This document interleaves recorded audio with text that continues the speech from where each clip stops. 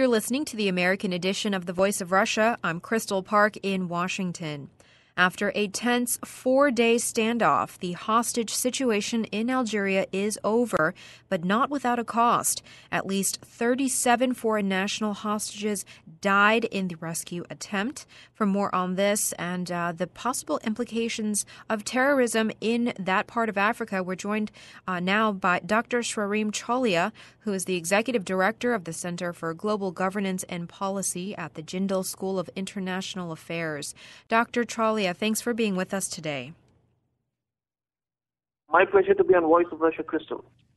Dr. Chaulia, this was a saga that the whole world was watching over the course of 4 days. The numbers have been cloudy at best. However, after the smoke has died down, we are getting reports that at least 37 hostages from several different nations were actually confirmed dead. Some militants have also died. That number is still cloudy, but about 29 or so died in the efforts as well. Now we're getting a more clearer picture, Dr. Chaulia, of exactly how intense and how big of a scope this hostage situation was. What do you make of the numbers here and the fact that about 700 Algerians themselves were taken hostage? What do you make of this attempt by the Al Qaeda militants? Oh, it's a phenomenal strike for the Islamists across the Maghreb. I mean, as you said, the number of nationalities involved. It's interesting. It's not only the victims, included, workers and technicians from so many countries, but even the attackers hail from a very large number of countries, including Egypt, including Libya, including Tunisia, and of course Algerians. And possibly Malians. So what it shows is it's actually a transnational attack, very much, on the lines of a transnational Al Qaeda attack, the same modus operandi, taking everyone by surprise, choosing a target with a lot of foreigners, and then of course sending the message: we want France out of Mali, and we want the Islamists who are in jail in Algeria to be released. These are apparently the two main political demands of the hostage takers. Of course, the Algerian military responded with force, which has been questioned by many people, and obviously those demands have not been met. But what Al Qaeda and Islamic Maghreb, as well as their sister jihadist groups, are saying is that we can use the Sahara and its somewhat porous borders to our advantage, and can really threaten. And Algeria is actually, in many senses, strategically more important than Mali, because Algeria has most of the gas that the Europeans thrive upon.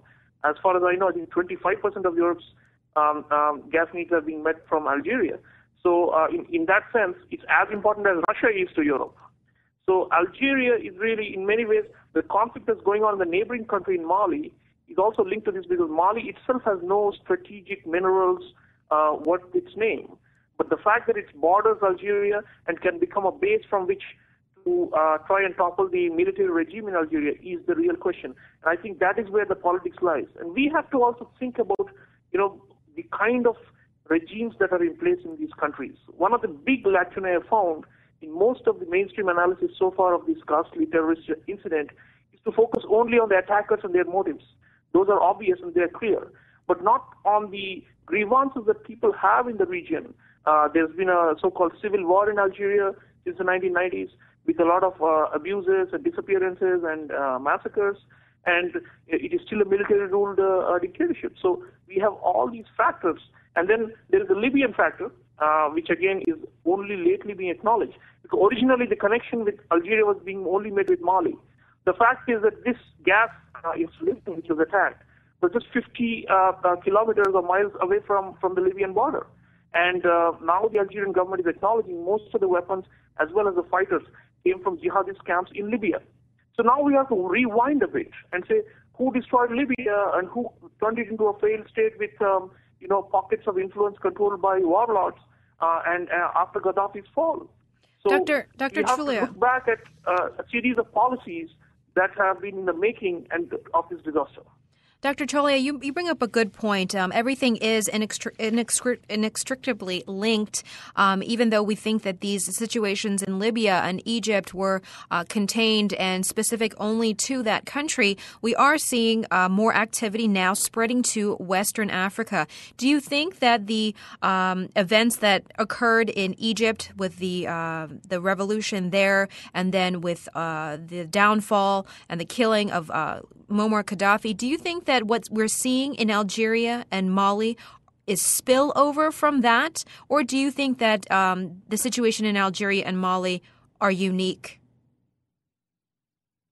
Well, Mali, as you know, let's go over it one by one. I mean, Mali is under a de facto military rule itself. Even though there was a coup last year and a caretaker regime of sorts has been created, the ones calling the shots are still the military, which themselves are weak.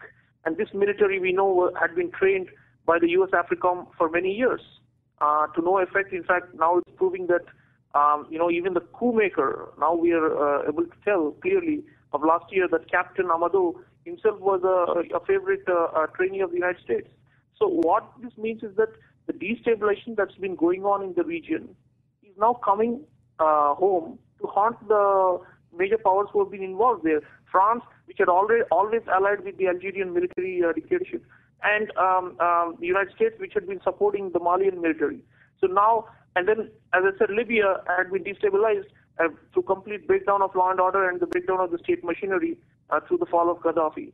So yeah, I mean, you can call it a blowback effect, you can call it a mushroom effect, you can call it a spiraling of the interventions that France led last year in toppling Gaddafi.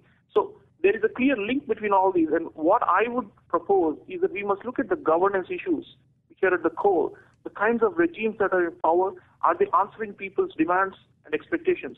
So if Libya and Tunisia and Egypt are supposedly part of the Arab Spring, and then the effect that's spilling over is not so much people's movement. In fact, there was a people's movement in Algeria to overthrow the military government, but that's not been very successful. There was one in Morocco where the king gave some token concessions and has been keeping the lid tight. So all these regimes in the Maghreb, the Arab ones, are threatened by the mere example of what happened in Egypt and Tunisia. But what is happening is that that is not the right example that's being transferred. The wrong example, which is of armed uprising and jihadist movements coming from Libya, is being imbibed. I'm really shocked, Crystal, at the portrayal of the whole thing as, when Gaddafi fell, his ammunition dumps were looted and then the jihadists got hold of them. That is a standard explanation. The point is, you completely devastated that state and turned it into a failed state. And now, you face the consequence, you reap as you sow. Do you think that the military or the NATO action in Libya was now a mistake, if looking back on it? Oh, absolutely. Since the killings in Benghazi of the U.S. ambassador, we have been living with the consequences of a state that has been destabilized completely and has been broken down. And these pockets that the Algerian government is saying across the border from where these camps exist are completely out of control of the central government in Tripoli. So what you have, they have conducted elections. But the point is that it's a state where the sovereign entity has no control over its own borders. The foreign minister of Algeria said something very interesting. He said, we need two NATOs on both sides of our borders to be able to prevent the free movement of Al Qaeda and Islamic Maghreb. What he's essentially saying is that the entire region has been completely turned upside down, and they are facing the blowback effect of this. Although I must say that I'm not very sympathetic to the Algerian government either. As I said, their lack of responsiveness to people's demands for peaceful change is also part of the reason why the jihadists have so much support and are able to carry out these kind of actions. I don't think it is right to simply dismiss the uprising of the Tuaregs in northern Mali, which is connected to the jihadists but has been somewhat sidelined. So there is a kind of nationalist uprising within Mali which has been suppressed by the military there for a long time. And many of these regimes play the game of painting nationalists and other kinds of genuine aspirations for equality in their society as terrorism. So what you have is a situation where sometimes these regimes in Mali and Algeria have been playing up the terrorist threat in order to secure Western arms and Western intervention and support. So all these, the games that some of these regimes play are pretty sinister. They need to be also exposed. I'm totally opposed to the jihadists and to the kind of terrible violence that they have been unleashing. Kidnappings and ransom are small things. Now the attack on the gas facility has killed so many people on innocent lives. It's really sad. But the model that Algeria has of keeping its oil and gas installations safe and secure for foreign companies to come and do business, while the rest of the society is excluded from that and have no freedoms, this is really flawed. And this is what is generating the groundswell on the basis of which figures like this Belmokhtar, Al-Mokhtar, and so on are able to carry out their terrible violence. All right, Dr. Chaulia, we'll have to leave it at that. We've been speaking with Dr. Sreeram Chaulia, the Executive Director of the Center for Global Governance and Policy at the Jindal School of International Affairs, about the 4-day hostage situation in Algeria that has resulted in at least 37 foreign nationals' death. Dr. Chaulia, thank you so much for your time today. Thank you for having me on Voice of Russia.